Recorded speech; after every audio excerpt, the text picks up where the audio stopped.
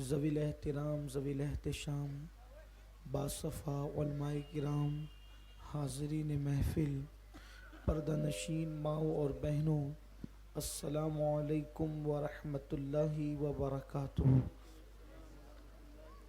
انتہائی عقیدت و محبت کے ساتھ اپنے اور ساری کائنات کے مرکز عقیدت، انیس بے کساں چارہ ساز درد منداں، ہم غریبوں کے غم گسار، ہم فقیروں کی ثروت، شہر یار ارم، تاجدار حرم، نوبہار شفاعت، سبحان اللہ۔ شب اسرا کے دولہا، نوشے بزم جنت، دانائے سبل، مولائے کل، ختم الرسل، خسرو خوباں، سیاح لامکاں، وجہ کن فتح، سبحان اللہ۔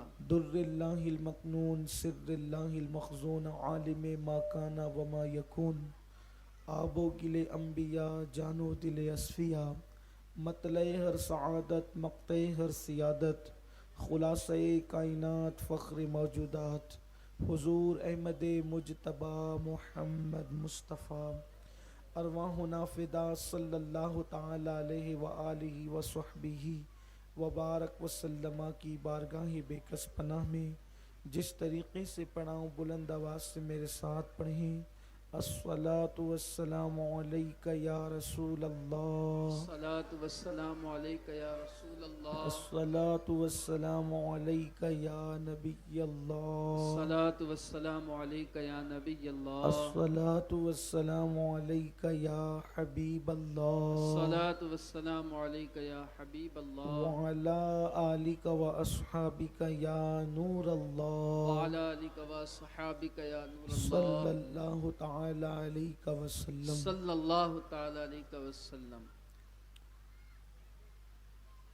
خدا کے فضل سے ہم پر ہے سایہ غوث اعظم کا، خدا کے سبحان فضل سے ہم پر ہے سایہ غوث اعظم کا، سبحان اللہ۔ ہمیں دونوں جہاں میں ہے سہارا غوث اعظم کا، عزیزو کر چکو تیار جب میرے جنازے کو، تو لکھ دینا کفن پہ نام والا غوث اعظم کا، اور ندا دے گا منادی حشر میں ہم قادریوں کو، سبحان اللہ۔ ندا دے گا منادی حشر میں ہم قادریوں کو، کدھر ہے قادری کر لے نظارہ غوث اعظم کا، گئے ایک وقت میں 70 مریدوں کے یہاں آقا، سبحان اللہ۔ گئے ایک وقت میں 70 مریدوں کے یہاں آقا، سمجھ میں آ نہیں سکتا معمہ غوث اعظم کا، سمجھ میں آ نہیں سکتا معمہ غوث اعظم کا، اور جمیل قادری قربان ہو جا اپنے مرشد پر، بنایا جس نے ہم جیسوں کو بندہ غوث اعظم کا۔ سبحان اللہ۔ سبحان اللہ۔ آج کی یہ محفل پیر پیراں، شاہ جیلاں، غوث الاغواس، غیاث الکونین، غوث العالمین، سیدنا و شیخنا و مرشدنا سرکار شیخ عبد القادر جیلانی الغوث العظم پیران پیر پیر دستگیر رضی اللہ تبارک و تعالی عنہ کی شان میں انعقاد پذیر ہے، اور چونکہ ہم سرکار غوث العظم دستگیر کو غوث العظم کہتے ہیں، یعنی کہ بڑا مددگار، تب یہاں سوال پیدا ہوتا ہے کہ کیا وہ مددگار ہیں اور کیا وہ مدد کر سکتے ہیں؟ ہم یہ سوال اللہ کی کتاب قرآن مقدس سے کرتے ہیں۔ اس کی وجہ یہ ہے کہ کبھی کبھی اہل دنیا کو یہ نفس کی شرارتوں کی بنیاد پر یہ خیال شیطانی وسوسے کے طور پر آتا ہے کہ مدد تو اللہ کرتا ہے، کیا بندہ بھی کوئی غوث ہو سکتا ہے؟ کیا بندہ بھی کوئی مددگار ہو سکتا ہے؟ تو اسی مناسبت سے میں نے قرآن مقدس کی آیہ کریمہ کی تلاوت کرنے کا شرف حاصل کیا ہے۔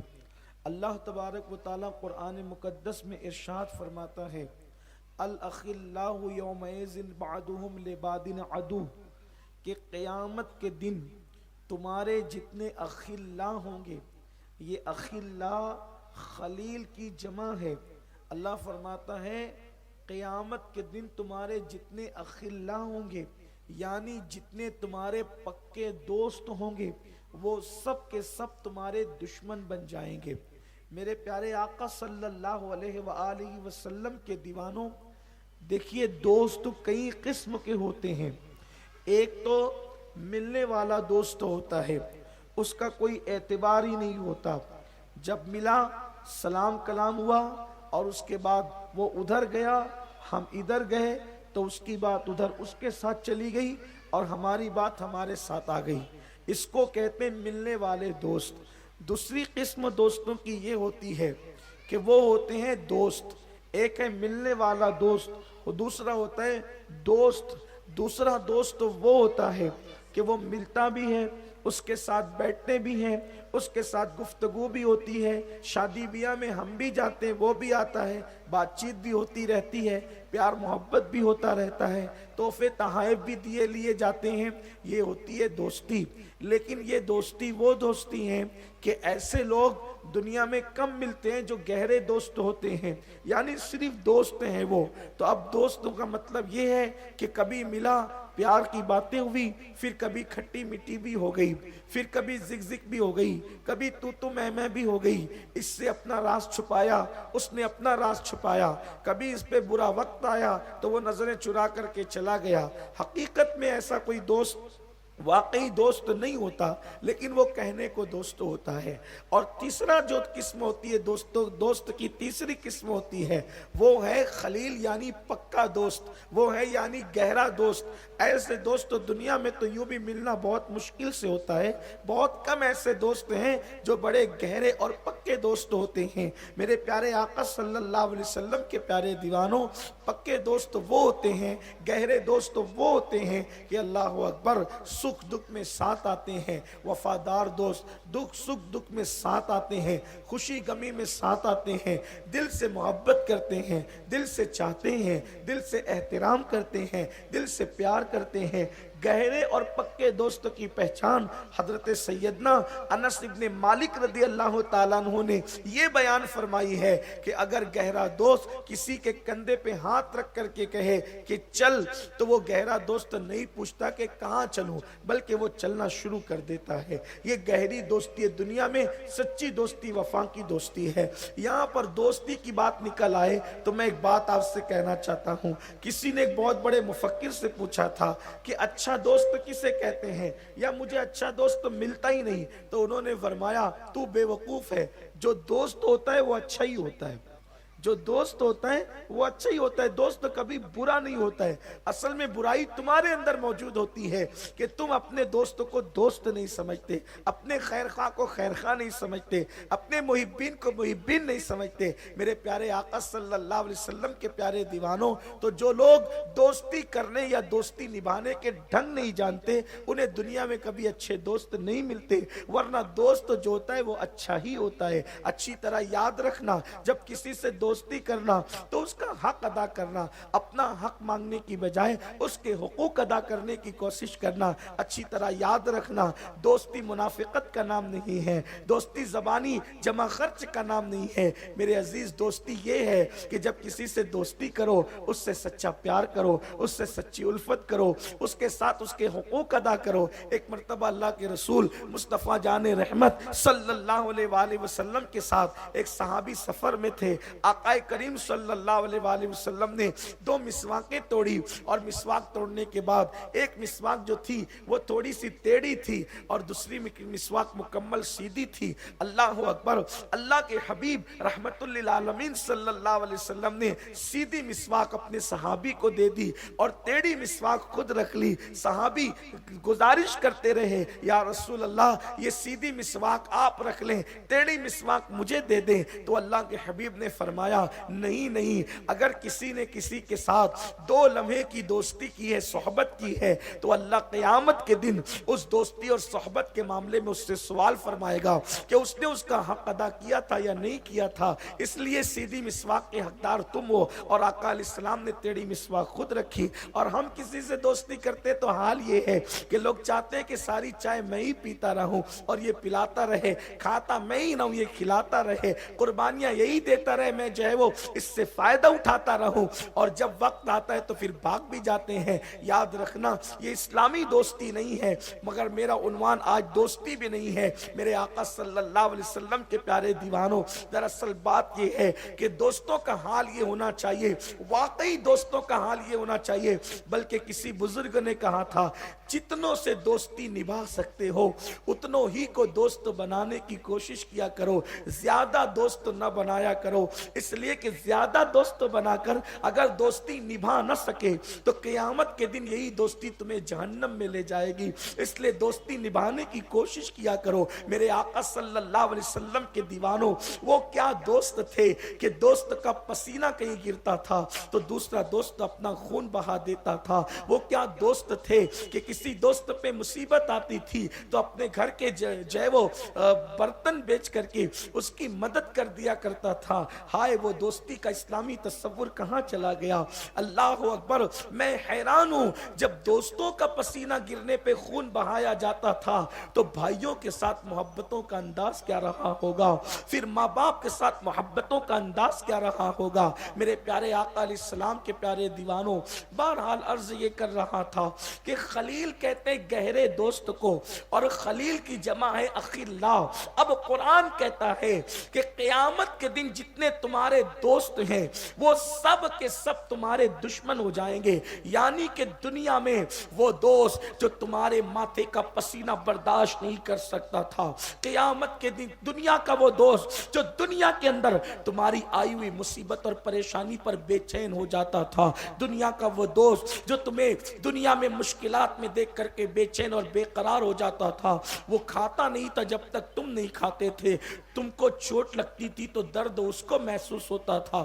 اس طریقے کی گہری دوستی، قرآن کہتا ہے وہ سارے کے سارے دوست قیامت میں تمہارے دشمن ہو جائیں گے، یعنی وہ تمہارے کام نہیں آئیں گے۔ یا اللہ پھر کون کام آئے گا؟ تو قرآن کہتا ہے الا المتقین، جو متقی لوگ ہیں وہ تمہیں قیامت میں کام آئیں گے۔ اب آپ سوچیں، قرآن کہہ رہا ہے کہ متقین تمہیں قیامت میں کام آئیں گے، وہ قیامت جہاں ماں کام نہیں آئے گی، وہ قیامت جہاں باپ کام نہیں آئے گا، وہ قیامت جہاں بھائی کام نہیں آئیں گے، وہ قیامت جہاں گہرے دوست جو دنیا کے سچے دوست ہیں وہ سب کے سب تمہارے دشمن بن جائیں گے۔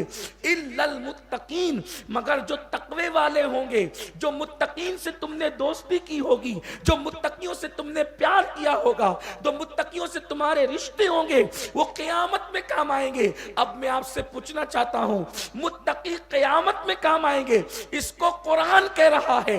متقی قیامت میں مدد کریں گے، اس کو قرآن کہہ رہا ہے۔ تو یہ متقی کا گروپ کون ہے؟ یہ متقین کا گروپ کون ہے؟ تو قرآن کہتا ہے ان اولیاءہ الا المتقون، کہ بے شک اللہ کے ولی متقی لوگ ہی ہوا کرتے ہیں۔ اب بتاؤ، قرآن کہہ رہا ہے کہ متقی قیامت میں بھی کام آئیں گے، تو جو متقی قیامت میں اللہ کے عذاب سے بچا سکتا ہے، کیا وہ متقی دنیا میں مصیبتوں سے نجات نہیں دلا سکتا؟ دنیا کی بلاؤں سے نہیں بچا سکتا؟ اور پھر سوچو، ولی متقی ہوتا ہے، سرکار غوث پاک صرف متقی نہیں بلکہ متقیوں کے سردار۔ سبحان اللہ، سبحان اللہ۔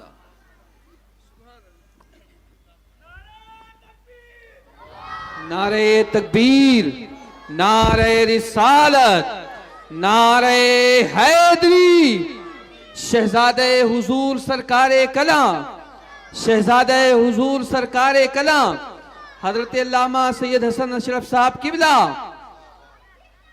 سبحان اللہ۔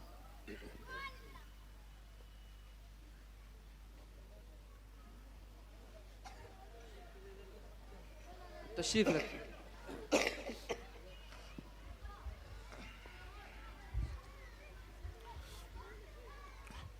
درود شریف پڑھ لیں۔ اللہم صلی علی سیدنا و مولانا محمد معدن الجود والکرم والہ الکرام اجمعین، صلاۃ و سلام علیک یا رسول اللہ صلی اللہ تعالی علیہ وسلم۔ یہ ہماری اور آپ کی خوش نصیبی ہے کہ شہزادہ حضور سرکار کلام حضرت پیر طریقت علامہ سید حسن اشرف صاحب اشرفی الجیلانی ہمارے اور آپ کے درمیان تشریف لائے ہیں۔ اللہ تبارک و تعالی حضرت کی آمد کو ہماری محفل کی قبولیت کا ذریعہ بنا دے۔ اب آپ حضرت کے چہرے کی زیارت کرتے رہیں اور فقیر سے اپنے عنوان پر جو گفتگو ہو رہی تھی وہ گفتگو بھی سماعت کر لیں۔ علامہ سید حسن اشرف صاحب کی بلا کے ساتھ ہمارے عزیز برادر حافظ ساجد صاحب بھی تشریف لائے ہیں اور ہمارے ائمہ علماء بھی یہاں پر موجود ہے۔ اللہ تعالیٰ ان کے قدموں کی برکتوں سے محفل کو شرف قبولیت عطا فرمائے۔ بلند آواز سے درود شریف پڑھ لیں۔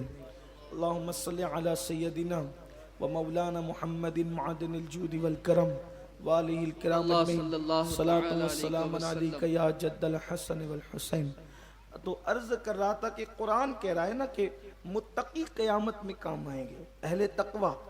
اب قرآن کہتا ہے کہ وہ قیامت میں کام آنے کا مطلب کیا ہے کہ اللہ تبارک و تعالیٰ کے عذاب سے وہ تمہیں محفوظ کر سکیں گے۔ اللہ نے متقیوں کو اتنی ورنہ کام آنے کا مطلب کیا ہے؟ کام آنے کا مطلب کیا ہے؟ وہ کوئی آپ کو جو ہے وہ پھل توڑ کر کے تو نہیں لا سکتے نہ کھیت کے۔ کام آنے کا مطلب کیا ہے کہ وہ اللہ رب العزت کی عذاب سے تمہیں بچائیں گے۔ اب جو متقی خدا کے عذاب سے بچا سکے، قرآن کہہ رہا ہے، تو وہ متقی دنیا کی مصیبت سے نہیں بچا سکتا۔ اور یہاں متقیوں سے مراد اللہ کے ولی ہیں۔ اب آپ مجھے بتائیں کہ ہر ولی متقی ہوتا ہے؟ ان اولیاءہ الا المتقون، اللہ کے ولی متقی ہوتے ہیں۔ دوسرے مقام پہ قرآن کہتا ہے الذین آمنوا وکانوا یتقون، کہ ایمان ولیوں کی نشانی یہ ہے کہ وہ مومن ہیں اور وہ اہل تقوی ہیں۔ تو اللہ تبارک و تعالیٰ نے جو ہے ولی کی نشانی بتائی کہ وہ متقی ہوتا ہے، تو ہر ولی متقی ہے۔ تو جو ولیوں کا سردار ہے تو وہ صرف متقی نہیں بلکہ امام متقیاں ہیں۔ اسی لیے امام اہل سنت کہتے ہیں غوث اعظم امام متقا ونقا، جلوہ شان قدرت پہ لاکھوں سلام۔ وہ متقیوں کے امام ہیں۔ دیکھیں غوث اعظم کہنا یا کسی کو اپنا مددگار ماننا اللہ کی عطا سے، یہ قرآن کی اس آیہ کریمہ سے ثابت ہو رہا ہے کہ اللہ کا ولی قیامت میں مدد کرے گا۔ تو جو قیامت میں مدد کرے گا وہ دنیا میں بھی مدد کرے گا۔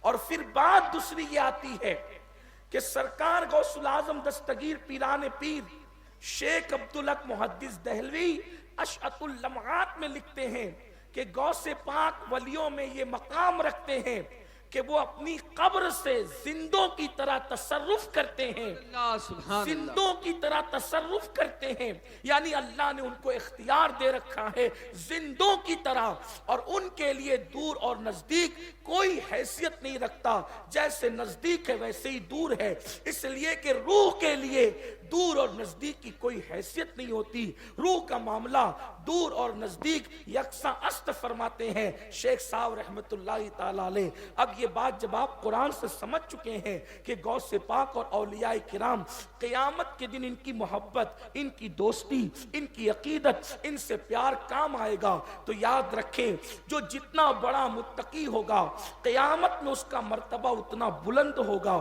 قیامت میں اس کا مرتبہ اتنا اعلیٰ ہوگا، اور اس کی معیت اور اس کی دوستی ہمیں اتنی زیادہ مفید اور کام آئے گی۔ آئیے دیکھیں سرکار پیران پیر غوث العظم دستگیر تو وہ متقی ہیں کہ ماں پیٹ سے متقی پیدا ہوئے، سبحان اللہ سبحان اللہ، ماں کے پیٹ سے متقی پیدا ہوئے۔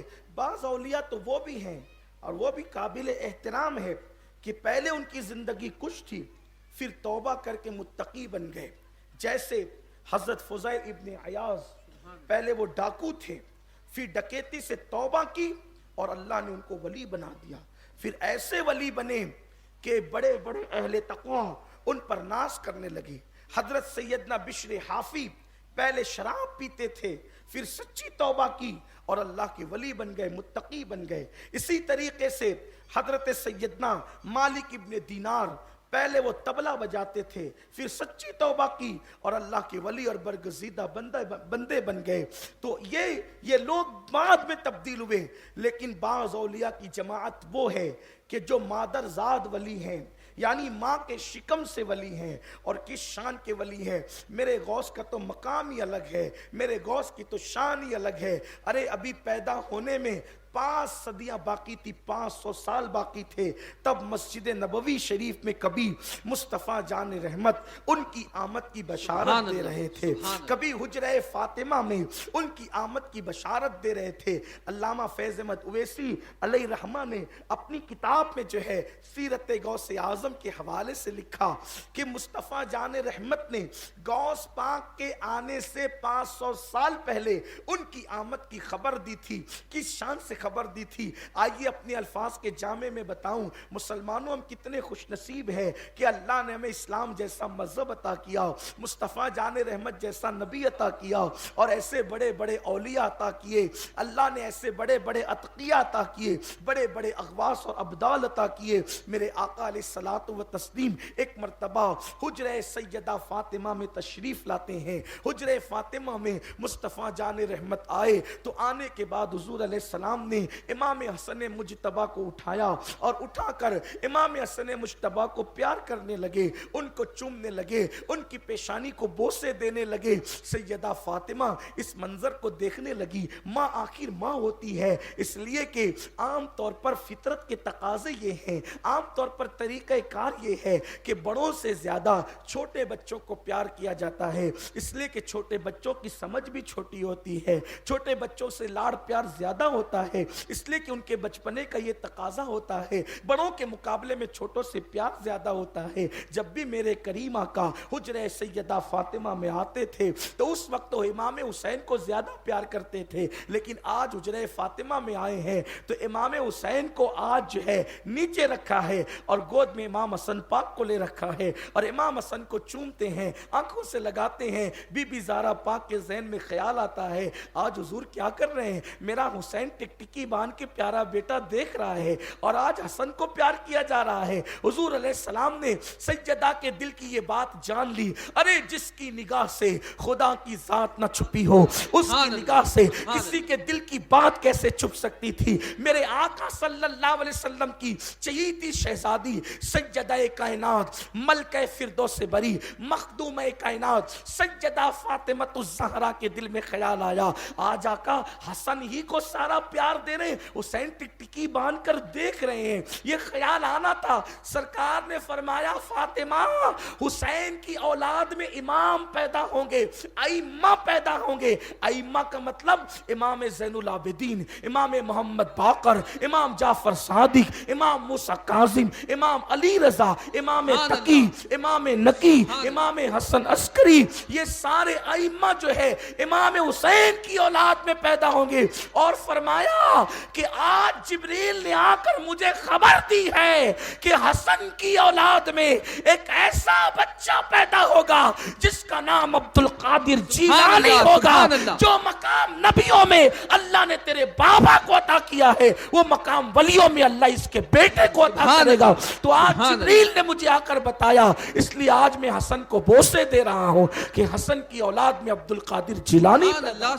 हुजूर ने उनकी पैदाइश से पहले खबर दी। जिसकी विलादत से पहले सैयदुल अंबिया उनका तस्करा करें, और विलादत से पहले हुजूर ने कब कब तस्करा किया मैं ये बयान पहले कर चुका हूं, इसलिए उसकी तरफ नहीं जाता। बात यह कि गौस पाक मां के पेट से मुत्तकी, सरकार गौस पाक की अम्मी जान कहती हैं कि एक मर्तबा मैं मैंने शुरू की, नमाज पढ़ना शुरू की तो मेरे दिल में ख्याल आया कि नमाज जरा जल्दी से कर लूं, नमाज जरा जल्दी से पढ़ लूं। कभी कभी कुछ मसरूफियात ऐसी होती है कि इंसान सोचता है कि जल्दी से फारिग हो जाए, कुछ ना कुछ काम ऐसा आ जाता है। फरमाती है कि मैं नमाज जल्दी जल्दी पढ़ने लगी, मेरे पेट में अब्दुल कादिर जिलानी थे। अंदर से आवाज आई, अम्मी अल्लाह की इबादत है, जरा इत्मीनान से करें। अम्मी अल्लाह की इबादत है, जरा इत्मीनान से करें। उस वक्त तक तो मुझे अम्मी कहने वाला कोई नहीं था। मैं नमाज से फारिग होकर इधर उधर देखने लगी, ये अम्मी कहने वाला कौन आ गया। इसलिए कि बच्चे डायरेक्ट अम्मी नहीं कहते, और अम्मी जिसे डायरेक्ट कहा जाता है उसे शर्म आती है। आपको भी शर्म आती होगी शादी से पहले, अगर मुझे अब्बा कहेगा तो कैसे लगेगा, ये होता है। तो बच्चे पहले 2 साल तक के या 1 साल तक के बोलते नहीं, पहले वो जो है वो माँ बाप की गोद में खेलते रहते हैं। पहले माँ बाप को यकीन हो जाता है कि मैं बाप बन गया हूं, मैं माँ बन गई हूं, फिर कुदरत उसकी औलाद से अम्मी और अब्बा कहलवाता है ताकि तुम्हें शर्म ना आए। लेकिन वहां तो पहले ही अम्मी बोल दिया गया। वो कहती है कि मैं तो सोच रही थी मैं तो माँ हूं नहीं, मुझे अम्मी कहता कौन है। जब मैंने इधर उधर देखा कोई नजर नहीं आया तो मैंने गौर किया तो मेरे पेट से आवाज आई तो मैं शर्मा के रह गई। यानी कि गौर करें, जो मां की पेट में मां की इस्लाह करे, मां की पेट में, ये हमारे गौस पाक है। सरकार गौसुल आजम दस्तगीर की शान ये है। गौस पाक की अम्मी फरमाती हैं, गौस पाक की अम्मी फरमाती हैं कि जब मेरे पेट में अब्दुल कादिर जिलानी थे, उस वक्त रात के आखिरी हिस्से में मैं अपने पेट से अल्लाह के जिक्र की आवाज सुना करती थी। ये कोई मामूली शख्सियत नहीं है जिसे गौस पाक कहते हैं, गौसुल आजम दस्तगीर कहते हैं, कोई मामूली हस्ती नहीं है। मां के शिकम से अल्लाह के जिक्र की आवाज आती थी। एक मर्तबा गौस पाक की अम्मी गौस पाक को प्यार कर रही थी, गौस पाक की अम्मी गौस पाक को प्यार कर रही। इत्तेफाक से आज ऐसी बात निकल आई कि शायद ये 4 रोज के प्रोग्राम में पहला प्रोग्राम है, तो गौस पाक के बचपने की बात समझ लो लाशऊरी तौर पर निकल आई। बचपना था गौस पाक का, दूध पीने का जमाना था, तो प्यार कर रही थी। तो माँ प्यार करते करते ना, वो कैसे प्यार करती है आपको तो सब पता है, मैं यहाँ बताने के लिए तो नहीं आया कि माँ कैसे प्यार करती है, लेकिन वो गालों को हाथ से मारती है, मेरा बेटा, मेरा लाल, मेरा चांद, इस तरीके से करती है। तो इस गौस पाक के गालों को वो थपकियां दे रही थी। तो गौस पाक कहने लगे, अम्मी आज क्या उस दिन का बदला निकालती हैं जिस दिन मैंने आपके पेट में नाखून चुबो दिया था। ओहो, गौर करें, आप गौर करें, हमारे दीन की हक्कानियत के ये दोनों शाहिद हैं, मोइनुद्दीन अजमेरी, मुहिजुद्दीन जिलानी। मैं कहता हूं अल्लाह हम कितने खुशनसीब है, तूने मसलक दिया तो वो दिया जिसमें गौस व ख्वाजा जैसे लोग मौजूद। ये हमारी हक्कानियत की सबसे बड़ी दलील है, ऐसे लोग अपने मसलक में मौजूद हैं। हमारे दीन की हक्कानियत की दलील है ये लोग। बचपन आए, अम्मी वो दिन का बदला निकाल रही हैं जिस मैंने तुम्हारे पेट में नाखून, ओहो का बेटे वो कौन सा बदला, मैं तूने मुझे कब नाखून चुबोया, तूने मुझे नाखून कब चुबोया, मैंने किस दिन का बदला निकाला। फिर कहने, अम्मी याद करो जब मैं तुम्हारे पेट में था तो नाना के बाग से तुम्हारे दिल में ख्याल पैदा हुआ सेब खाने का, सेब खाने का ख्याल पैदा हुआ आपके दिल में, तो आपने ये शौक किया कि किसी का तोड़ा हुआ सेब मैं नहीं खाऊंगी, अपने हाथ से तोड़ के खाऊं। सेब मैंने अपने हाथ से तोड़ के खाना। और ये भी आपको बता दूं कि जब सैर व तफरी के लिए आप जाते हैं तो किसानों के हाथ के तोड़े हुए फल खाने में उतना लुत्फ नहीं आता जितना अपने हाथ से तोड़ के खाने में आता है। चाहे फिर उसमें आप जख्मी भी हो जाएं, झाड़ पे चढ़ते चढ़ते पैर भी फिसल जाए, गिर भी जाएं, तो घर आकर के कोई बताता भी नहीं कि गिरे थे, लेकिन मजा बहुत आता है। ये बात है, लुत्फ की बात है, फितरी बात है कि इंसान अपने हाथ से तोड़े हुए फल को ज्यादा अहमियत देता है। शायद हो सकता हो किसी का ज़ौक़ ना हो, लेकिन अहले ज़ौक़ के लिए बात बड़ी लतीफ़ है। तो सरकार गौसुल आज़म दस्तगीर कहते हैं, अम्मी जान आप नाना के बाग से सेब अपने हाथ से तोड़ के खाना चाहती थी, आपके दिल में ये तमन्ना थी। और वैसे भी शिकम में बच्चे हों तो औरतों के दिल में कुदरती तौर पे ऐसे ख्यालात आते हैं कि वो अच्छी अच्छी ग़िज़ाएं खाएं, अच्छे अच्छे फल खाएं, लजीज जो है वो चीज़ें वो खाएं। तो गौस पाक की अम्मी के दिल में ख्याल है कि सेब खाना है, लेकिन अपने हाथ से तोड़ के खाना है। तो कनीज़ों को हुक्म दिया, चौकियां रखो, मैं खड़े होकर अपने हाथ से सेब तोड़ूंगी। हालांकि सेब का जो दरख्त होता है, अगर आपने देखा होगा तो उसका कद बहुत ज्यादा ऊंचा नहीं होता। इस तरीके से ये कली का जो दरख्त लगा है, नीम का जो दरख्त लगा है, ऐसे ऊंचे नहीं होते, वो बहुत ज्यादा ऊंचे नहीं होते। यानी 2-4 चौकियां रखी जाए तो आसानी के साथ किसी का हाथ पहुंच सकता है। तो कहते हैं, अम्मी जान आपने कनीजों को हुक्म दिया कि आप जो है ये चौकियां रखें, तो मैं हाथ बढ़ाऊं। فرماتے ہیں اپنی امی سے کہتے ہیں، غوث پاک کہتے ہیں امی جب تم ادھر سے ہاتھ بڑھانے لگی تو وہاں پر اس درخت پر ناگ بیٹھا ہوا تھا، سانپ، ادھر تمہارا ہاتھ بڑھا، ادھر ناگ کا ڈنک بڑھا کہ تم ادھر ہاتھ بڑھائے تو وہ تمہیں ڈنک مار دے۔ تو میں نے سوچا ناگ میری امی کو ڈسے کیسے، تو میں نے پیٹ میں آپ کو ناخن چبو دیا آپ کو بچانے کے لیے۔ آپ غور کریں، غوث پاک خود فرما رہے ہیں، غوث پاک کی زندگی پر جو معتبر اور مستند کتابیں لکھی گئی ہے ان کتابوں میں یہ تذکرہ موجود ہے۔ فرماتے ہیں کہ میرے دل میں خیال آیا کہ میری امی کو سانپ ڈسے کیسے، تو میں نے آپ کے پیٹ میں ناخن چبو دیا، ناخن چبا تو آپ کے پیٹ میں تکلیف ہوئی اور آپ نے ہاتھ نیچے کر لیا، شور مچ گیا، بی بی کو تکلیف ہو گئی تو وہ شور کے اندر وہ سانپ بھاگ گیا اور اس طریقے سے آپ سانپ کے ڈنک سے بچ گئی۔ تو وہ جو ناخن میں نے پیٹ میں چبویا تھا میں سمجھ رہا تھا کہ شاید اس دن کا بدلہ گالوں کو تھپکیاں دے کر آج لیا جا رہا ہے، حالانکہ واللہ وہ بدلہ نہیں تھا۔ غوث پاک یہ بیان کرنے کے لیے تذکرہ چھیڑ رہے تھے، ورنہ انہیں پتا تھا میرے پیارے آقا علیہ السلام کے پیارے دیوانوں، سرکار غوث پاک کے بچپن شریف کی بات آئی ہے تو ایک بات مجھے اور یاد آ گئی کہ غوث پاک کی امی جان بڑی خوبصورت تھی، اللہ تعالیٰ نے بڑا حسن دیا تھا غوث پاک کی امی جان کو۔ کبھی میں سوچتا ہوں کہ ولی پیدا کرنے کے لیے باپ صالح ہو اور ماں خیر ہو تو ولی پیدا ہوتا ہے، لیکن ولی الاولیاء پیدا کرنے کے لیے صالح باپ سے کام نہیں چلتا، باپ صالح نہیں بلکہ ابو صالح ہو اور ماں خیر نہیں بلکہ ام الخیر ہو۔ جب ابو صالح اور ام الخیر کا ملاپ ہوتا ہے تب ولی الاولیاء عبد القادر جیلانی جیسے لوگ دنیا میں آتے ہیں۔ ہاں، لفنگوں کے گھر کبھی اللہ والے پیدا نہیں ہوتے، اللہ والے ان کے گھر پیدا ہوتے ہیں جو لوگ خود اللہ والے ہوا کرتے ہیں۔ مادر ذات ولی، ماں کے پیٹ سے ولی انہی کے گھر میں آتے ہیں جو لوگ کم سے کم خود ولی ہوتے ہیں۔ غوث پاک کی امی بھی ولیہ تھی، کبھی تہجد فوت نہیں ہوئی، اور وہ جو آپ بار بار سنتے ہیں، میں نے اس پہ آج کوئی تذکرہ ہی نہیں کرنا ہے کہ آنکھ سے اندھی ہے، کان سے بہری ہے، زبان سے گونگی ہے، ہاتھ سے لونجی ہے، پیر سے لنگڑی ہے۔ غوث پاک کے نانا نے یہی تو کہا تھا، اور جب غوث پاک کے ابو نے پوچھا تھا تو یہی تو کہا تھا کہ وہ اندھی اس لیے ہے کہ اس نے کبھی کسی غیر محرم کا چہرہ نہیں دیکھا۔ یہاں تو ہر عورت کی تمنا یہ ہے کہ میرا بیٹا ولی ہو، نیک ہو، پرہیزگار ہو۔ تو امی جب غیر محرم کا چہرہ نہیں دیکھے تو ماں کے پیٹ سے بیٹا ولی پیدا ہوتا ہے، لیکن آج تو مائیں غیر محرم کیا، وہ ہیروں کو ننگا ناچتے ہوئے سیریل میں دیکھتی ہے، عورتوں کے موبائل کے اسکرین پر ہیرو ہیروئن کی تصویریں لگی ہوئی ہیں۔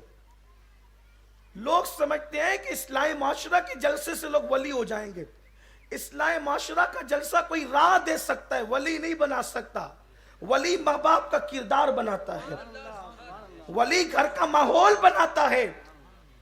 ماں سیریل دیکھتی رہے اور بیٹا اس کا شرابی نہ ہو، ماں پکچر دیکھتی رہے، زنا کے مناظر دیکھ کر بچے کو دودھ پلاتی رہے اور اس کا بیٹا چور ڈاکو نہ ہو، کیسی بات کرتے ہیں لوگ۔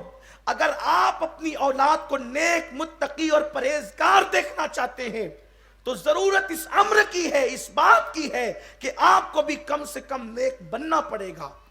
جب نیک بنو گے تو نیک اولاد کو جنم دے سکو گے، جن کی زندگیوں کے اندر حرام کوٹ کوٹ کے بھرا ہو، جن کی زندگیوں کے اندر باپ نکلا تو چکر مکر جیسے بلی چڑے میں نیت لگاتی ہے ویسے عورتوں پہ نیت لگی ہوئی ہے۔ کہاں سے گھر میں نیک بچے پیدا ہوں گے؟ جب آپ گھر سے نکلتے تو آپ کی آنکھیں آوارگی کرتی ہے، نیک بچے کہاں سے پیدا ہوں گے؟ کانوں میں ایئر فون لگا کر گانے سنتے ہو، نیک بچے کہاں سے پیدا ہوں گے؟ ارے ولیوں کا امام اس باپ کے گھر میں پیدا ہوتا ہے جس نے ایک سیب کھایا تو برسوں تک کے اس کے کفارے میں مفت کے اندر باپ کو پانی دینے کی ڈیوٹی انجام دیتے رہے۔ لیکن میں حضرت سیدنا عبداللہ سومئی سالار کی دانشمندی پہ قربان کہ انہوں نے رکھا تو تھا پانی دینے کے لیے، مگر پانی دینا اصل مقصد نہ تھا، بلکہ یہ چیک کرنا تھا کہ یہ سیب کی معافی کے لیے ریاکاری کرنے آیا ہے یا واقعی پیور بھی ہے۔ اس لیے کہ چند جملے ریاکاری کے طور پہ کہیں کر دینا آسان ہے، لیکن انسان کا واقعی نیک بن جانا مشکل ہے۔ تو چند جملوں سے پہچان نہیں سکتے تھے، تو اپنے ساتھ برسوں رکھا تاکہ رات بھی دیکھیں، دن بھی دیکھیں، صبح بھی دیکھیں، شام بھی دیکھیں، دوپہر بھی دیکھیں، تاریکی رات کی بھی دیکھیں، سب دیکھا۔ جب برسوں رکھ کر کے پہچان گئے کہ یہ واقعی ابو صالح ہے، صرف نام کا ابو صالح نہیں بلکہ کردار کا بھی ابو صالح ہے، تو ابو صالح کو پھر ام الخیر عطا فرما دیا۔ اور جب ام الخیر عطا کیا تو پھر میں حیران رہتا ہوں کہ غوث پاک جیسا پیدا ہونے کے لیے ایسے ماں باپ چاہیے، تو حسن و حسین پیدا ہونے کے لیے ان ماں باپ کا کردار۔ ارے جس غوث پاک نے خود کہا، میں غوث پاک کی زندگی پڑھوں، آپ پڑھیں، غوث پاک مردوں کو زندہ کریں، غوث پاک کا قدم ولیوں کی گردن پر۔ غوث پاک کہتے ہیں تمہارے شہروں میں جو قطب ہے نا، ولیوں کے سردار، بڑے بڑے قطب، وہ سب میرے غلام ہیں۔ کہتے ہیں قطب میرے غلام ہیں۔ لوگ قطبیت پہ ناز کرتے ہیں، ہمارے پیر صاحب قطب ہے، بے شک قطب ہے، لیکن وہ غلام ہے غوث پاک کے۔ قطب غوث پاک کے غلام ہے۔ امام اہل سنت کہتے ہیں کہ کعبہ ان کے در کا طواف کے لیے آتا ہے، سارے اقطاب جہاں کرتے ہیں کعبے کا طواف، کعبہ کرتا ہے طواف در والا تیرا، کعبہ ان کے گھر آ کے طواف کرتا ہے، کعبہ ان کے گھر آ کے طواف کرتا ہے۔ سوچو، لیکن میں نے ایک دن غوث پاک سے پوچھا کہ آپ مردہ زندہ کرتے ہیں، کعبہ آپ کے گھر آ کے طواف کرتا ہے، آپ جو ہے لوح محفوظ پہ لکھا ہوا مٹا کے جو چاہے لکھ دیتے ہیں، آپ تقدیریں بدل دیتے ہیں، یہ مرتبے آپ کو کس وجہ سے، یہ مقام آپ کو ملے کیسے؟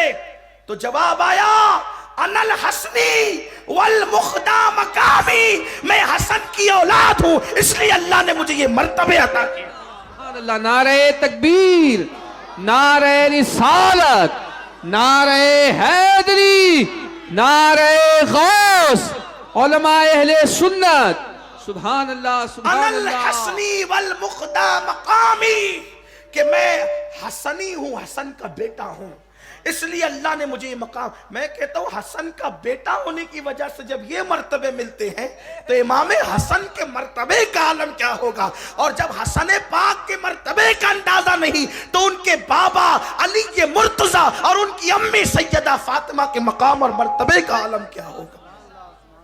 تو بات نکل آئی سرکار کے بچپنے کی، غوث الاعظم دستگیر کی۔ ایک بار امی سے کہہ دے، امی میرا وہ احسان تمہیں یاد ہے؟ کہا بیٹا تیرا کون سا احسان؟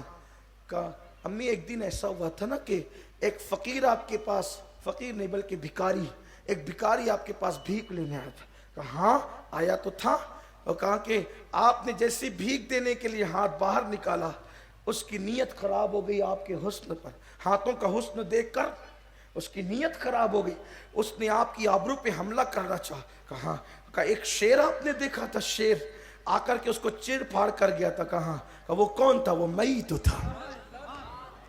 کون تھا وہ؟ میت۔ یہ غوث پاک رضی اللہ تعالیٰ فرماتے ہیں، یہ سرکار غوث الاعظم دستگیر فرماتے ہیں۔ اور آپ کو ایک بات کہوں، اس واقعے پر لوگوں کو کچھ کلام ہے، لیکن اس کی سند پر یہ اس واقعے پہ کلام کی بجائے میں یہ چاہتا ہوں کہ مولوی اشرف علی صاحب نے بھی ایک واقعہ لکھا ہے، میں ان کے حوالے سے بیان کر دوں۔ حالانکہ اس پہ لوگوں نے کلام کیا، میں اس کلام پہ کوئی کلام نہیں کرتا، لیکن ہمارے غوث پاک وہ ہے کہ مولوی اشرف علی صاحب بھی ان کی تعریف کرتے ہیں، اور کریں گے نا، جو آدمی جو جیسا ہوتا ہے۔ مولوی اشرف علی صاحب نے یہ بات لکھی کہ ایک شخص تھا، وہ غوث پاک کے کپڑے دھلتا تھا، ایک شخص تھا وہ غوث پاک کے کپڑے دھوتا تھا، اس کا انتقال ہو گیا۔ جب اس کا انتقال ہوا تو اس کی قبر میں اسے رکھ دیا گیا۔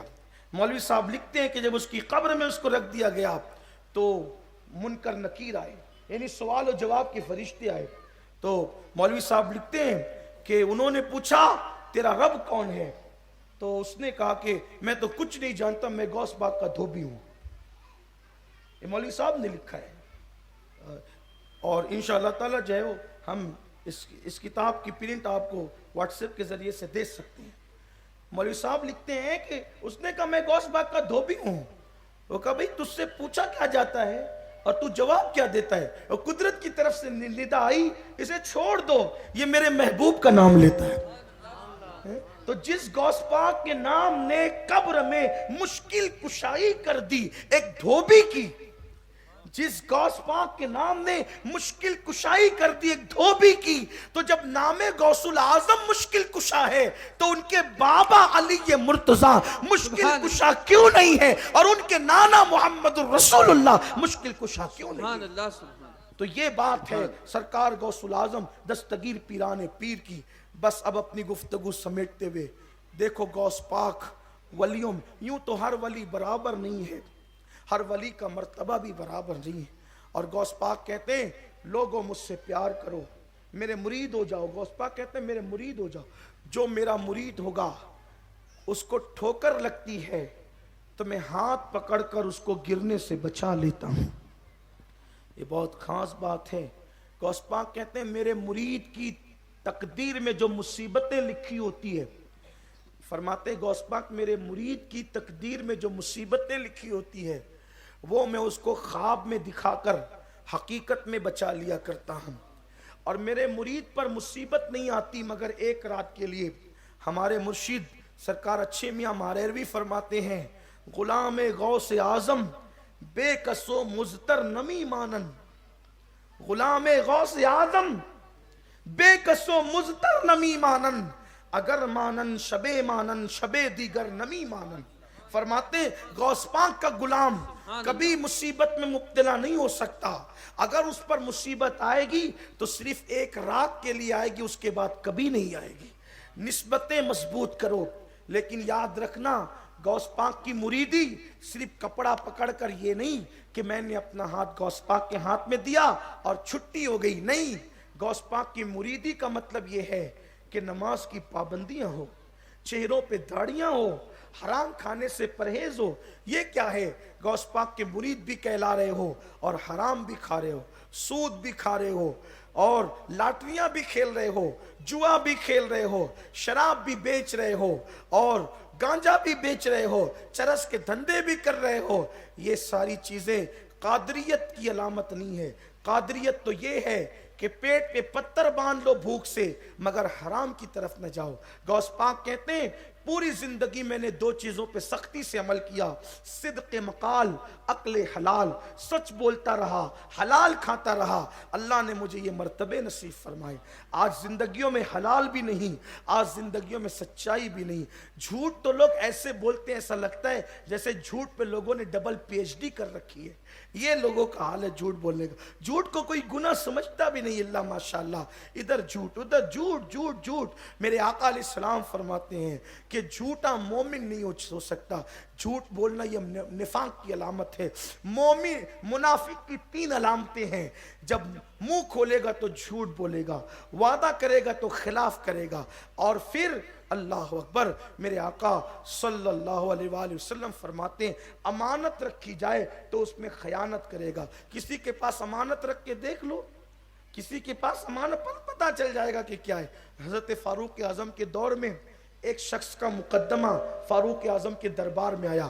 فاروق اعظم نے پوچھا یہ بندہ کیسا ہے، اور لوگوں میں سے ایک شخص اٹھ کے کھڑے ہوئے کہنے لگے امیر المومنین بہت نیک آدمی ہے، بہت نیک آدمی ہے۔ فرمایا کیسے نیک ہے؟ اب وہ فاروق اعظم تھے، کسی کی کوئی رعایت وہاں نہیں تھی، حق کے معاملے میں کسی کی کوئی رعایت نہیں تھی۔ فاروق اعظم نے کہا تم اس کو نیک کہتے ہو، کیا ثبوت ہے نیک کہنے کا؟ کہنے لگے حضرت میں اس کو دیکھتا ہوں یہ نماز بہت پڑھتا ہے، کثرت سے مسجد میں آتا جاتا ہے۔ فرمایا مسجد میں آنا جانا نیک ہونے کے لیے کافی نہیں ہے۔ ہمارا حال یہ ہے ہم ہاتھوں میں تسبیح دیکھ کے، چہروں کے بھولا پن دیکھ کے، سفید کپڑے دیکھ کے سمجھتے ہیں بڑے نیک ہے صاحب، لیکن یاد رکھیں نیکی ہاتھ میں تسبیح کا نام نہیں، نیکی سفید کپڑوں کا نام نہیں، ورنہ سفید کپڑے تو پھر ہمارے ملک کے لیڈر لوگ بھی پہنتے ہیں، اور کیا کرتے ہیں آپ کو پتہ ہے صاحب، یہی سب ہوتا ہے نا۔ تو سفید کپڑوں کی بات نہیں، سفید کپڑے سنت ایک الگ عنوان ہے، لیکن سفید کپڑے اس وقت تک فائدہ نہیں دیتے جب تک دل اللہ کے خوف سے منور نہ ہو جائے۔ یہ اصل بات ہے، کپڑوں کا کلر کوئی چیز نہیں ہے، اصل اللہ کا کلر ہے، اللہ کا رنگ ہے جو دل پر چڑھنا چاہیے۔ صبغۃ اللہ ومن احسن من اللہ صبغہ، اللہ کے رنگ میں رنگو، سب سے اچھا رنگ اللہ کا رنگ ہے۔ تو فرمایا یہ مسجد میں آنا نماز پڑھنا صرف نیکی کی علامت نہیں ہے۔ کافر تم نے اس کے ساتھ سفر کیا ہے؟ کہا نہیں۔ لین دین کیا ہے؟ نہیں. اس کے پڑوس میں رہو کا نہیں. پھر تمہیں حق نہیں کہ تم اس کے نیک ہونے کی گواہی دو, کیونکہ نیک وہ ہے جس کے ساتھ سفر کیا تو اس کو کلیئر پایا, لین دین کیا تو کلیئر پایا, پڑوس میں رہا تو کلیئر پایا, تب وہ بندہ نیک کہلانے کا حقدار ہے. یہ ہے اسلامی روایات, یہ ہے اسلامی نظریات.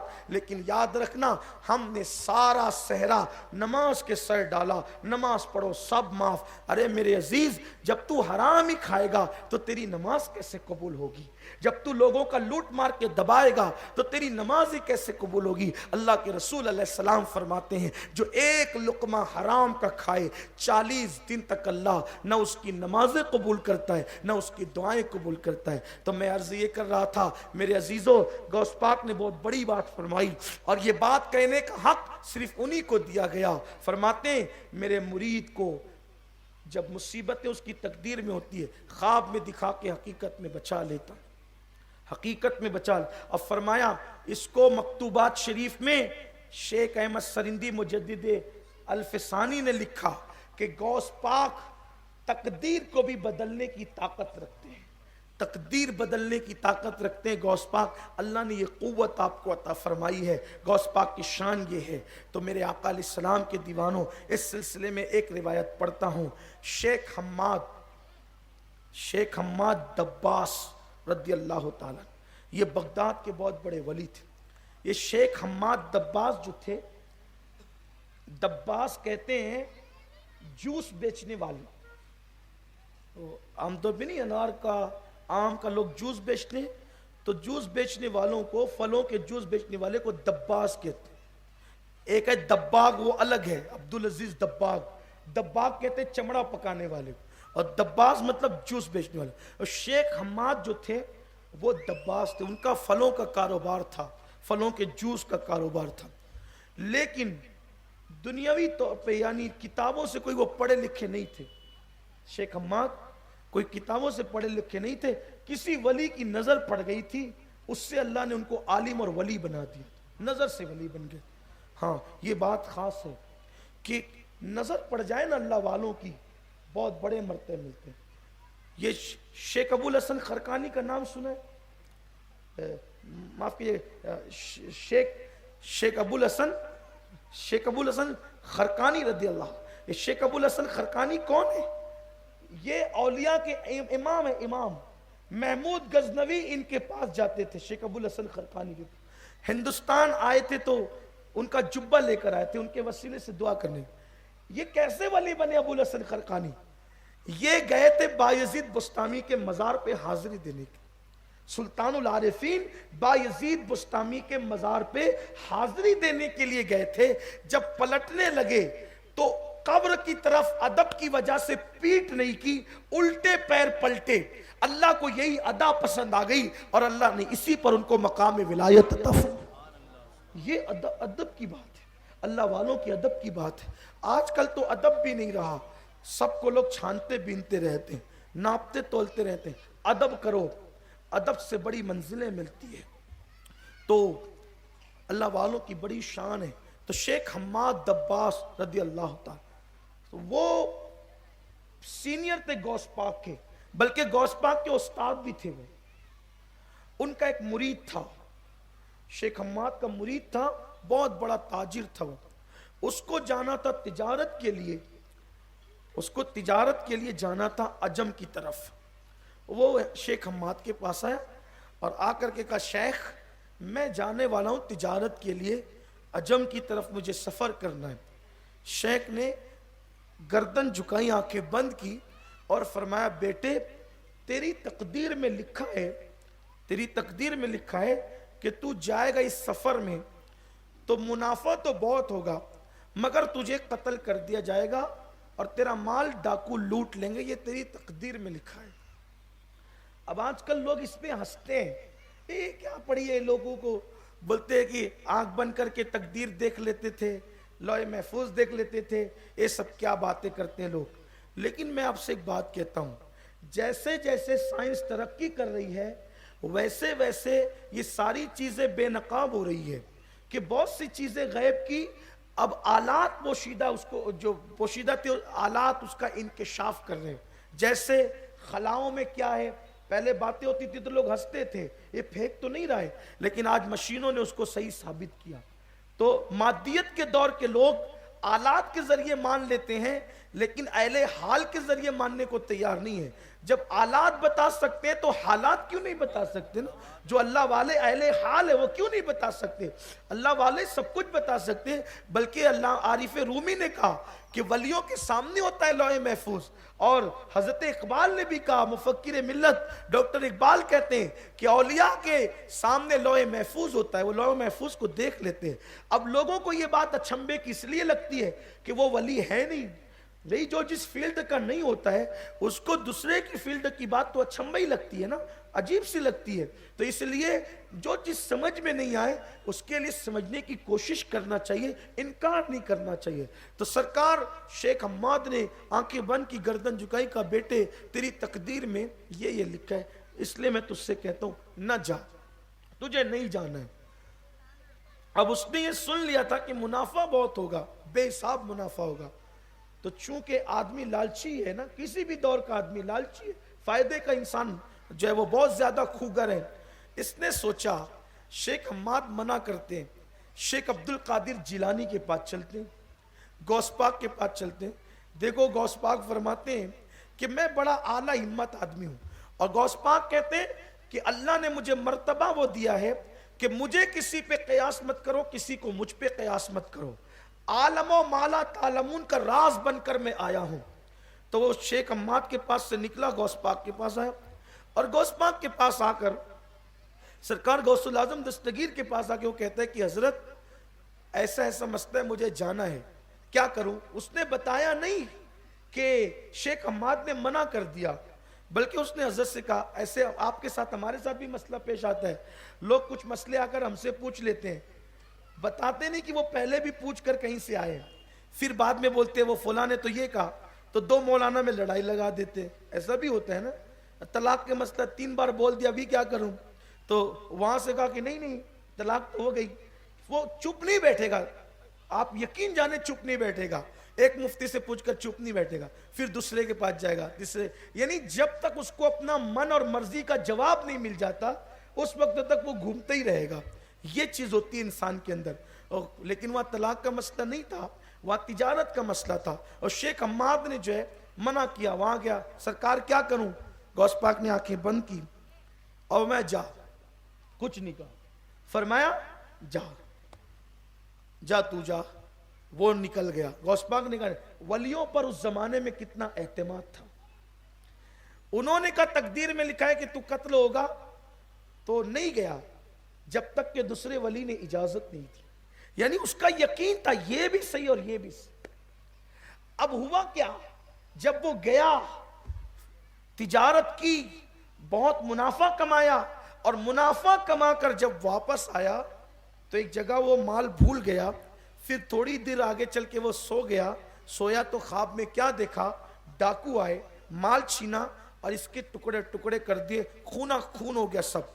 یہ اٹھا تو تھر تھر کانپ رہا تھا, خواب کا اثر بیداری پر تھا. دیکھا تو صحیح سلامت تھا, شکر کیا, مال دیکھا تو نہیں تھا. فوراً یاد آیا کہیں چھوڑ دیا تھا, وہاں گیا تو مال اٹھایا, سیدھا بغداد شریف آیا. اب بغداد شریف آیا تو سوچا کہ پہلے اپنے پیر شیخ حماد کے پاس جاؤں کہ پیران پیر شیخ عبد القادر جیلانی کے پاس, کدھر پہلے جاؤں. لیکن وہ یہ نہیں کہ چلو اب شیخ حماد سے بیعت ہی توڑ دیں گے, منع کیا تھا, اور وہ بڑے پیر صاحب سے بیعت ہو جائیں گے. نہیں, یک گیر محکم بگیر, جب تک پیر میں کوئی شرعی خامی نہ ہو اس وقت تک اپنے پیر سے کبھی دور مت ہونا. لوگ تو حال یہ, کچھ لوگوں کو میں ایسے جانتا ہوں کہ جو روزانہ ورنہ ہفتے مہینے میں تو پیر بدلتی ہیں میرے شہر میں. یہ مولانا کی تقریر اچھی لگی, ان سے مرید ہو گئے. اس کا جبہ اچھا لگا, پھر اس سے ہو گئے. پھر اس کا امامے کا پیج اچھا لگا, اس سے ہو گئے. پھر اس کا چہرے کی خوبصورتی اچھی لگی, اس سے ہو گئے. کیوں بھائی؟ کہا کہ وہ وہاں جم نہیں رہا تھا. کیوں نہیں جم رہا تھا؟ ارے جا کے وہی تھا حضرت, آگے نہیں بڑھ رہا تھا. مطلب کیا, 24 لوم کا کھاتا تھا تو 48 ہونا تھا. میرے عزیز, لوم کے لیے مرید نہیں ہوتے, مرید اللہ کے لیے ہوتے ہیں.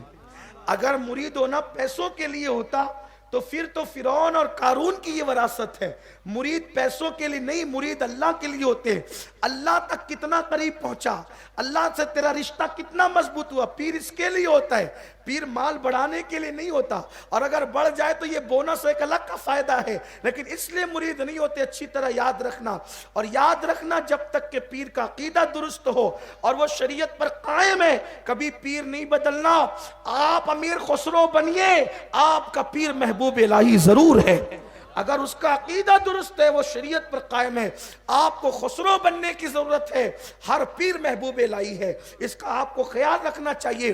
فیض ضرور ملتا ہے، نسبتیں مضبوط ہونی چاہیے. تو میرے آقا علیہ السلام کے دیوانوں، اس شخص نے سوچا کہ کیا کروں میں، شیخ حماد سے ملوں یا شیخ عبد القادر جیلانی سے ملوں. راستے میں شیخ حماد مل گئے. فرمایا بیٹا جا کے پہلے غوث پاک سے مل. کیا وہ بے نفس لوگ تھے، اپنے مرید سے کہتے ہیں جا کے پہلے ان سے مل، اور پھر نقاب بھی اٹھایا، پردہ بھی اٹھایا. فرمایا بیٹا ہم تو تقدیر پڑھنے والے ہیں، وہ تقدیر بدلنے والے ہیں. ہم ان سے جا کے مل، انہوں نے بڑی محنت کی ہے تیرے لیے. پھر یہ گیا، جا کر غوث پاک سے ملاقات کی، لیکن قربان یہ نہیں کہا ارے چھوڑ یار شیخ حماد کو، اس کو آتا کیا ہے، میں دیکھ میں کیا کرتا ہوں. ارے جہاں میں ہوتی ہے وہاں ولایت تھوڑی ہوتی ہے. جب تک کہ میں ختم نہیں ہوتی ولایت آتی نہیں ہے. تو اولیاء اللہ میں نہیں ہوتی. جب شیخ حماد نے، وہ بھی ولی تھے، فرمایا غوث پاک کے پاس جا. اور جب غوث پاک کے پاس آئے تو شیخ غوث اعظم نے فرمایا، شیخ عبد القادر جیلانی نے فرمایا بیٹا تیرے پیر نے جو کہا تھا وہ بھی سچ تھا، بالکل سچ کہا تھا، انہوں نے غلط نہیں کہا تھا. لیکن اللہ نے مجھے وہ اختیار دیا ہے کہ میں تقدیر بدل سکتا ہوں.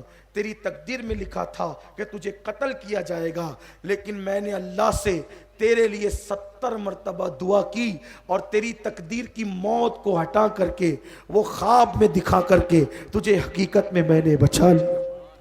تیرے پیر نے جو کہا تھا وہ سچ تھا، لیکن میں نے اللہ کی بارگاہ میں اتنی سفارش کی تو اللہ نے میری دعا سے تیری تقدیر بدل دی. اور آج بھی غوث پاک کی یہ کرامت ہے کہ جو غوث پاک کا ہو جائے سچے دل سے، غوث پاک کبھی بھی اس کی تقدیروں کو بدلتے ہیں، تقدیروں کو تبدیل کرتے ہیں. غوث پاک کی شان یہ، اولیاء اللہ سے وابستہ رہو، اولیاء اللہ سے وابستہ رہو، ان کی نسبتیں قیامت میں کام آئے گی. یہ قرآن کہتا ہے الاخلاء یومئذ بعضهم لبعض عدو الا المتقین، کہ قیامت کے دن سارے تمہارے گہرے دوست دشمن ہو جائیں گے، لیکن اللہ کے ولی تمہارے کام آئیں گے. تو جو ولی قیامت میں کام آئیں وہ ولی دنیا میں بھی کام آ سکتے ہیں.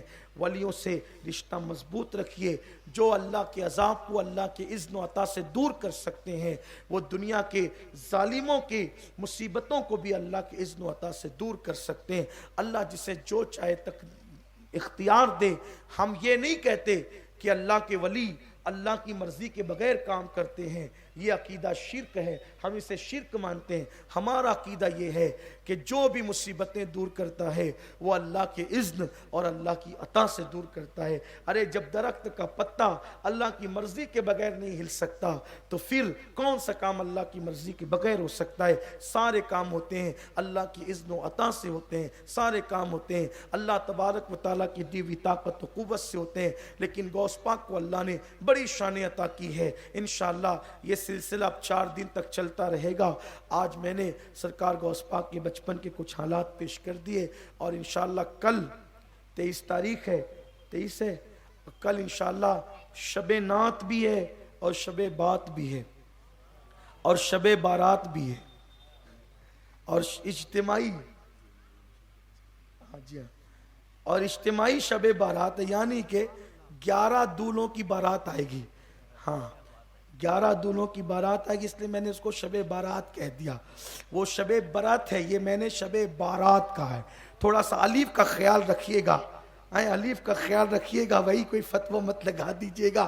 وہ برات ہے اور یہ بارات ہے، الف کا خیال، الف گرنے سے بھی دیکھو کیا کیا ہو جاتا ہے. تو بہرحال تو انشاءاللہ کل بلبل باغ مدینہ الحاج قاری محمد رضوان خان صاحب بھی تشریف لا رہے ہیں، اور قاری ریاض الدین اشرفی صاحب بھی تشریف لا رہے ہیں، اور آپ لوگ بھی تشریف لا رہے ہیں. آ رہے ہیں کہ نہیں آ رہے کل سب لوگ؟ ماشاءاللہ ہم بہت سمجھدار ہیں آپ لوگ کے ہاتھ اٹھا لیتے ہیں. ہاں ذرا اٹھا دے تاکہ سب کو برکت مل جائے. ماشاءاللہ سبحان اللہ. تو کل آپ نے سب تشریف لانا ہے. پروگرام جو ہے وہ مغرب کے فوراً بعد شروع کے ٹھیک 10 بجے ختم ہو جائے گا، کیونکہ دوسرا پروگرام میں پھر قاری صاحب کو کہیں اور بھی جانا ہے، تو اس لیے وقت کی پابندی سے پروگرام کل ختم 10 بجے ہو جائے گا. پروگرام ہوگا انشاءاللہ اسے مولانا اعلان کریں گے، لیکن جو ہے وہ خیر الاسلام مسجد کے پاس ہلال چوک، محلے کا نام کیا ہے؟ منشی شعبان نگر، وہ ڈیپو سے لگا ہوا علاقہ ہے، تو آپ کو پتہ ہے آپ وہاں تشریف لے آ جائیں گے. اور اب بات میں ختم کر دوں، تقریر تو ختم ہی ہو گئی ہے، لیکن بات اس پہ ختم کر دوں کہ ابھی مجھے یاد آیا، یاد دلایا گیا کہ آج غوث پاک کی یادگار اور ان کی یادوں کے ساتھ غوث پاک کے بیٹے، ان کے شہزادے حضور انوار المشائخ کی بھی یادگار کا دن ہے. اور اس میں ہمارے لیے خوش نصیبی کی بات یہ ہے کہ آج یاد انوار المشائخ میں حضور انوار المشائخ کے برادر بزرگوار بھی یہاں پر موجود ہیں، تو آج ان کی یادیں بھی ہیں. میں نے کچھ دنوں پہلے حضور انوار المشائخ کی جو محفل تھی تو اس میں لوگوں کو بتایا تھا کہ موت ایک ایسی چیز ہے، موت ایک ایسی چیز ہے جو اچھے انسان کی صورت کو مزمحل کر دیتی. موت کے بعد چہروں کی رنگت پہچانی نہیں جاتی، موت کے بعد چہروں کی رنگت پہچانی نہیں جاتی. لیکن حضور انوار المشائخ کے وصال کے بعد لوگوں نے 1 ہفتے تک ان کو جنازے میں دیکھا کہ چہرہ یوں کھلا ہوا تھا جیسے گلاب. ہاں، انسان کی صحت اگر زیادہ ہو تو اس کے میت کو خطرات زیادہ ہوتے ہیں، لیکن آپ اور ہم سب دیکھتے ہیں کہ حضور انوار المشائخ کی صحت جو تھی وہ زیادہ تھی، لیکن اس کے باوجود بھی ہفتے بھر تک کے تدفین نہ ہونا اور جسم کا جیسا کہ ویسا رہنا اس بات کو ہمیں بتاتا ہے کہ جب غوث پاک کی نسل در نسل نسلوں کے بعد بیٹوں کی شان کا یہ عالم ہے تو غوث العظم دستگیر پیران پیر کی شان کا عالم کیا ہوگا. اور ویسے تو یہ خاندان ذی وقار وہ خاندان ہے، حضور انوار المشائخ کا خاندان وہ خاندان ہے ہم جسے مخدوم اشرف رضی اللہ تعالیٰ کا خاندان کہتے ہیں. ہم نے مخدوم صاحب کی زندگی کے آخری لمحات کو پڑھا، مخدوم صاحب کی زندگی کے آخری لمحات کو پڑھا تو ان آخری لمحات میں یہ چیز ہمیں ملتی ہے کہ مخدوم صاحب نے چونکہ شادی نہیں فرمائی تھی، راج قول یہی ہے کہ آپ نے شادی نہیں فرمائی تھی، تو آپ نے اپنی معنوی اولاد کے طور پر حضرت شیخ سیدی عبدالرزاق نور العین کو اپنا بیٹا بنایا تھا اور اپنا جانشین اول بنایا تھا، اور اپنے مریدوں کو اور خلفاء کو وصیت کی تھی کہ یہ عبدالرزاق نور العین میرا پہلا جانشین اور میرا بیٹا ہے، اور اس کی اولاد انشاءاللہ قیامت تک باقی رہے گی. یہ فرمایا تھا اس کی اولاد قیامت تک باقی رہے گی، اللہ اس کی اولاد میں برکت عطا کرے گا. اور فرمایا تھا نور العین کی اولاد کو اللہ تعالی اس وقت تک موت عطا نہیں کرے گا جب تک کہ اللہ ان کو مقام ولایت عطا نہ کر دے. نور العین کی اولاد کو اس وقت تک موت نہیں آئے گی جب تک کہ اللہ اس کو ولایت عطا نہ کر دے. کسی نے کہا تھا اگر نور العین کے گھرانے میں پیدا ہونے والا بچہ پیدا ہو کر ہی انتقال کر جائے تو فرمایا کہ وہ ولی پیدا ہوا ہوگا. یہ شان خاندان نور العین کی، اور الحمدللہ ہم نے اس فیضان کو کبھی محدث اعظم کی شکل میں دیکھا، کبھی سرکار کلاں کی شکل میں دیکھا، کبھی شیخ اعظم کی شکل میں دیکھا، کبھی انوار المشائخ کی شکل میں دیکھا، اور یہ خاندان ذی وقار کی برکتیں ہم دیکھ رہے ہیں اور انشاءاللہ تبارک و تعالی دیکھتے رہیں گے. اور کیوں نہ دیکھیں، اس لیے کہ کہیں پر ایک محبوب کا فیضان ہے، کہیں پر 2 محبوب کا فیضان ہے. یہ وہ خاندان ذی وقار ہے جہاں پر 3 محبوبوں کا فیضان ہے. اور یہ بات میں نہیں کہتا اپنی مرضی سے، یہ بات 108 علوم و فنون کے ماہر، مجدد میت ماضیہ، جس نے بغیر دلیل غلو کے طور پر کبھی کوئی بات نہیں کی، وہ مجدد میت ماضیہ، فخر زمین و زمن، سرمایہ اہل سنن، امام اہل سنت، کنز الکرامت، جبل استقامت، امام احمد رضا محدث بریلوی رحمت اللہ تعالی علیہ، جس نے پانی پہ قلم اٹھایا پانی کو پانی پانی کر کے رکھ دیا، جس نے مٹی پہ قلم اٹھایا تو مٹی کی حیثیت کو مٹی میں ملا دیا، جس نے آواز پہ تحقیق کی تو کشف الشافیہ جیسا رسالہ قوم کو عطا کیا، جس نے کرنسی کے مسئلے پہ قلم اٹھایا کفل الفقی الفائم عطا کر دی، جس نے سجود تہجد پہ کے حوالے سے، سجدہ تعظیمی کے حوالے سے قلم اٹھایا، الزبدۃ الزکیہ لکھ کر قوم کو دے دیا، اور جس نے فقہ پہ قلم اٹھایا تو العطایہ نبویہ فی الفتاوی رضویہ یہ قوم کو عطا فرمایا، جس کے خطبے کو پڑھ کر اب علامہ اقبال کہنے لگے کہ میں غلط فہمیوں کا شکار تھا، لیکن جب میں نے فتاوی رضویہ کا خطبہ پڑھا تو اس نتیجے پہ پہنچا کہ مولانا وہ ہیں کہ اگر ان کی صلاحیتوں کو امام اعظم ابو حنیفہ دیکھتے اور یہ ان کے دور میں پیدا ہو جاتے تو امام اعظم ان کو اپنے اول صف کے شاگردوں میں جگہ عطا فرماتے۔ وہ امام اہل سنت کہتے ہیں اس خاندان ذی وقار کے بارے میں، حضور سیدی اشرفی میاں رحمت اللہ علیہ کا جب جلوہ دیکھا، محبوب الہی کے چوکھٹ پہ دیکھا، ہم شبیہ غوث اعظم سیدی علی حسین اشرفی میاں شیخ المشائخ کو اپنے پیر کے حکم پر دلی آ کر جب محبوب الہی کی چوکھٹ پر حضور اشرفی میاں کے چہرے کو دیکھا تو دیکھ کر کہنے لگے اشرفی اے رخت آئینہ حسن خوباں، اشرفی اے رخت آئینہ حسن خوباں، اے نظر کردہ وہ پروردہ سہ محبوبہ، کہ یہ وہ ہیں کہ جس کو 3 محبوبوں کی نگاہوں نے پرورش دی ہے۔ یہ 3 محبوب کون ہے؟ ایک تو محبوب رب العالمین مصطفیٰ جان رحمت کی ذات ہے، دوسرے محبوب سبحانی، اور تیسرے محبوب یزدانی۔ 3 محبوبوں کی جو ہے وہ کہ فیوز و برکات سے جس کا خمیر پرورش پاتا ہے، پھر اس کا خاندان اعلیٰ کیوں نہ ہو، اس کے خاندان کی برکتیں کیوں نہ ہو، اسی خاندان کے کھلتے ہوئے شگفتہ گلاب کو دنیا انوار المشائخ کے نام سے جانتی اور پہچانتی ہے۔ اور میں تو شاید پہلی مرتبہ حضرت کو دیکھ رہا ہوں، اور حضرت کو دیکھ کر مجھے ایسا لگتا ہے کہ میں کوئی فرق محسوس نہیں کر پا رہا ہوں انوار المشائخ میں اور سید حسن میاں صاحب قبلہ کے چہرے میں کوئی زیادہ فرق محسوس نہیں کر پا رہا ہوں، بلکہ اگر دور سے دیکھنے والا اس محفل کو دیکھے اور شاید وہ یہ سوچے گا کہ ذکر انوار المشائخ ہو رہا ہے اور انوار المشائخ یہاں پر موجود ہیں، یہ ہماری محفل کی خاص بات ہے۔ اللہ سے دعا کرتا ہوں کہ اللہ تبارک و تعالی علماء ربانیین کو اور ہمارے سادات کو سلامت رکھے اور ان کی برکتوں سے اللہ ہمیں مالا مال فرمائے۔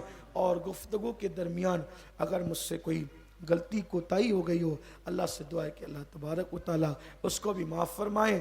استغفر اللہ ربی من کل ذنب واتوب الیہ وما علینا الا البلاغ۔ السلام علیکم ورحمۃ اللہ وبرکاتہ۔